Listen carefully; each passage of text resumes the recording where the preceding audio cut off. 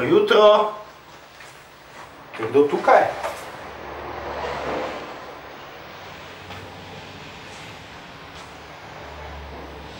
Dobro jutro.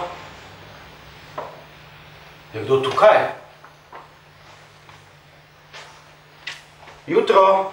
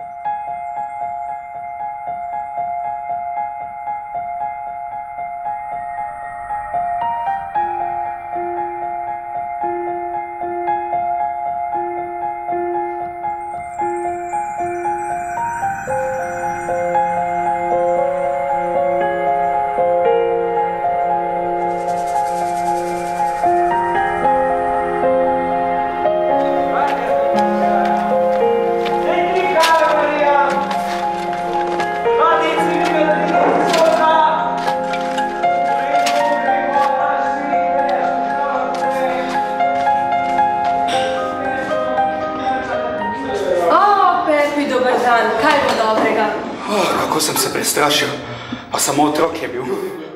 Kakšen otrok pa je? Zaropotalo je, pa sem prislonil kolo ob steno in šel pogledat. Bila je vsa prestrašena. Prizanesi mi, pa povej, kje je otrok? Oprosti, v stari podrtiji sem jo videl. Čigav pa je? Ne vem, ni od tukaj. Ah, kaj govoriš? Spet boš rekel, da si videl nekaj, kar sploh ni. Kaj, Pepe, kaj si spet videl? Otroka, prestrašena je bila. Marija, imaš mogoče kaj hrane, morda je lačna. Ja, pa če je bila prej tam, da je sigurno šla že drugam. Ja, kako je pa prišla? Je preletela na ptičjem hrtu tukaj čez tele naše gozdove in direktno v to podrtijo, kjer se skriva skriti zaklad, ki ga iščemo že tisoče in tisoče let. Pa kaj govoriš, kaj si ti vse ne izmisliš? Ven se poberi zguba! No, boš šel sam, ali te bo moral še prositi? Ne vem, zakaj si tak do mene. Videl sem ti pošteno plačo za kozarček. Kdo pa je prejšnji teden mene v kresnico pahnil, a? Kdo je pa mene predvsem jo proftal, a? Tu imaš, ko si tak do mene. Veš kaj, to po moji gostilni ne boš delal! Narazen, kaj je to? Narazen! No, tak možakl, pa da celo ženska vrže kot nek. Marija, a gremo mi zdaj gledat Pepinjevo dekletce? Vodom!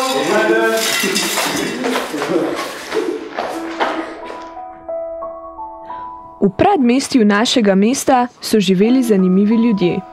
Bili so prijazni, nihče ni živel v preobilju, a vsi so zadovoljstvom opravljali svoje delo. Radi so čenčali, se včasih prerekali, nato pobotali in nasploh sta jih združevala preprostost in veselje do življenja. To je Nikola, močan možak, ki se hitro razkuri in ga jeza drži tudi več dni. Sicer je prijazen, sočuten in ljubezniv. Po poklicu je zidar in s ponosom opravlja svoje delo. Ne zasluži prav veliko, a dovolj, da poskrbi zase in za svojo bolno mater. Tu in tam obišče Darjo, dekle na invalidskem vozičku, da z njo pokramlja. Svoja skrita čustva izkazuje tako, da ji vsak dan pošlje skrbno izbrano rožo. Nino je lastnik krčme, v katero prihajajo ljudje iz vsega predmestja. Rad prisluhne njihovim čenčam in prav tako kakor Nikola je zadovoljen s svojim delom. Ni ga treba prepričevati, da uboga svojo ženo Marijo, ki mu pomaga pri njegovem poslu. Nekatere reči pridejo pač same od sebe. Ljudje predmestja ne bi bili to, kar so, če ne bi med seboj imeli Gigija, sanjavega mladeniča gibkega jezika, ki je rad pripovedoval šale in razne zgodbice, ki si jih je sproti izmišljeval. Rad in veliko se je smejal, tako da si se mu hočeš nočeš moral pridružiti in se z njim na glas smejati. Redne zaposlitve ni imel.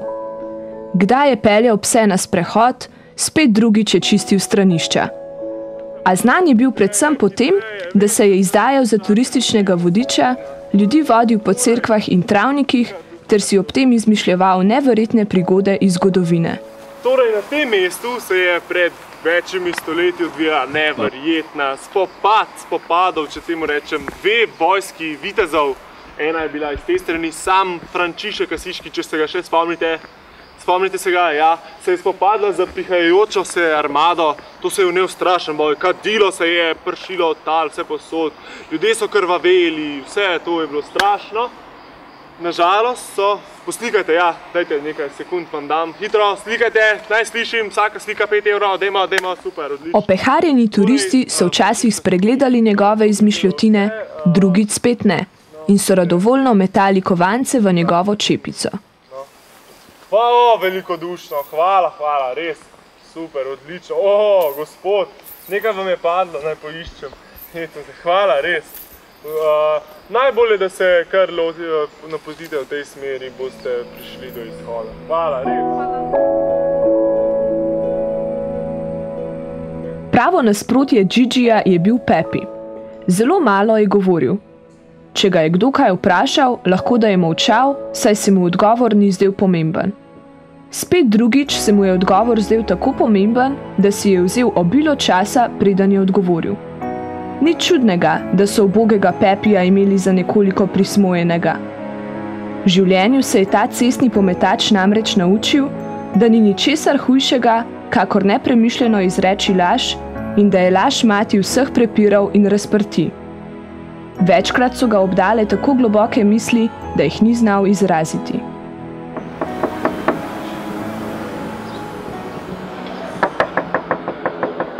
No, da vidimo zdaj tvojega otroka, da nismo za brez veze hodili sem. Če ni šla že Bog ve kam. Ali pa če ni Pepi videl, česar sploh ni. Ne, Pepi vedno govori resnico, vedno resnico. No, je pa vprašanje, kaj Pepi vidi.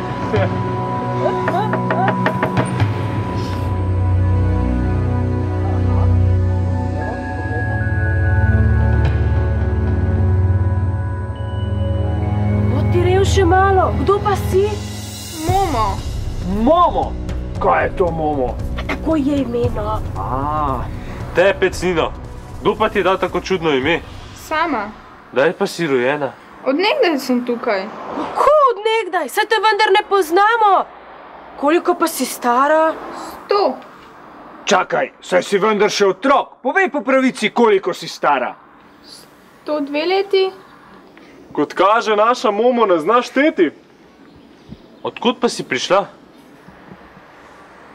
Ljubo dete, pa nima staršev, kamor bi lahko odšla.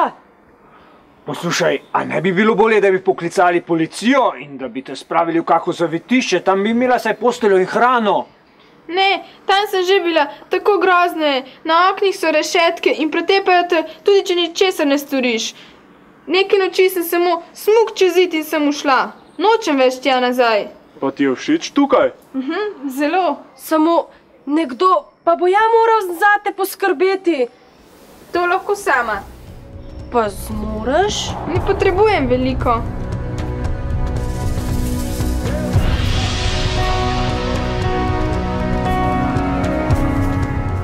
Tako so ljudje iz predmestja sprejeli Momo Mece. Odločili so se, da ji bo vsak pomagal po svojih močeh, deklica pa naj ostane v podrtiji.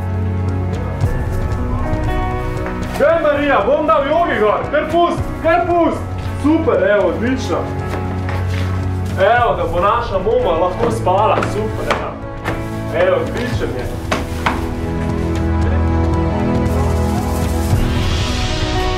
Gej, pusti Momo, bo Marija dokončala, greva mi do ven. Iz tega prahu.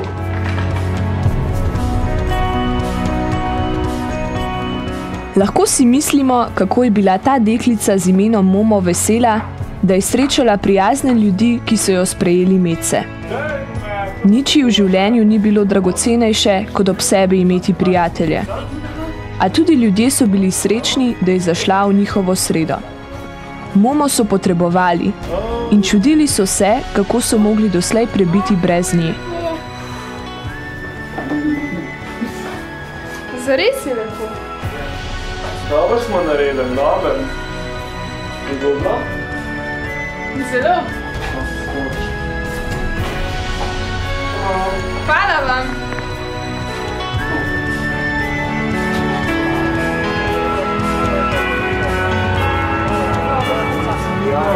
Stric Nino, kot ja. Mogo. Fajn se bej, no. Lej, čau. Adijo, fajn se bej.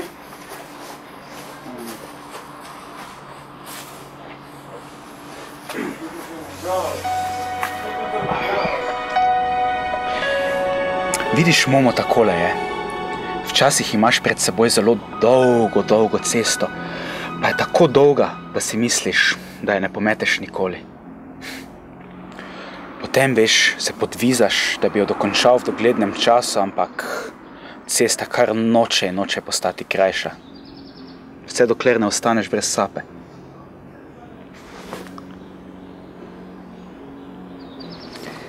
Nikoli, veš, ne smeš gledati na vso cesto hkrati. Vedno moraš gledati samo na bližnji vdih, bližnji zamah in bližnji korak. Korak za korakom. In takrat tudi dobro opraviš svoje delo, ker ti je veselje, veš? Zdi se, da je samo Momo razumela globoke misli starega Pepija. Njegove besede je ohranila globoko v srcu. Kajti imela je nenavadno lastnost. Znala je poslušati. Marsikdo bi porekel, da to ni nič posebnega, da zna poslušati vsakdo.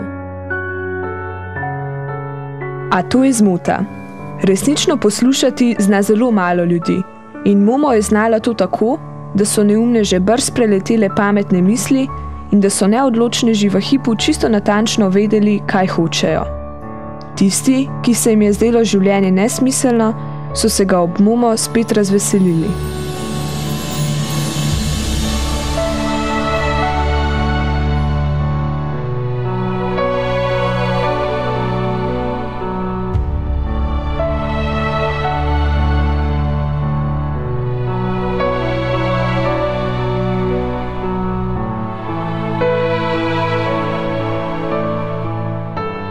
Nekoč jo je nek fantič prosil, da prisluhne njegovemu mačku, ki ni hotel mjavkati. To je bilo težko. Ves teden se je trudila in poslušala ubogega mačka, preden se je spet oglasil. Ljudje so jo potrebovali. Brez nje ne bi bili srečni in kadar so koga pestile težave, so mu svetovali. Pojdi vendar k Momo. Tudi Gigi je rad zahajal k njej. Še sam si ni vedel razložiti, kako se je to zgodilo, a ko ga je poslušala Momo, so njegove zgodbe postale veliko boljše. Veš, Momo, nekoč bi bil rad znan in slaven, da bi me poznal ves svet. Množice bi poslušale moje zgodbe. Jaz bi bil princ Gigi in ti, Momo, ti bi bila moja mala princeska. Moje zgodbe bi dobile krila. Ni večje sreče, kot je ta, da imaš ob sebi prijatelje. Momo je to srečo izkusila. A čeprav se je spoprijateljila z vsemi ljudmi iz predmestja, sta ji dva prijatelja še posebej prirasla k srcu.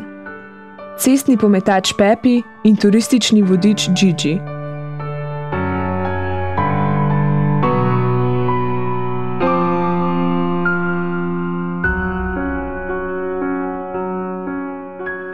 Pravih prijateljev pa ne obdržiš prav dolgo, če jim ne znaš, prav kakor Momo, resnično prisluhniti.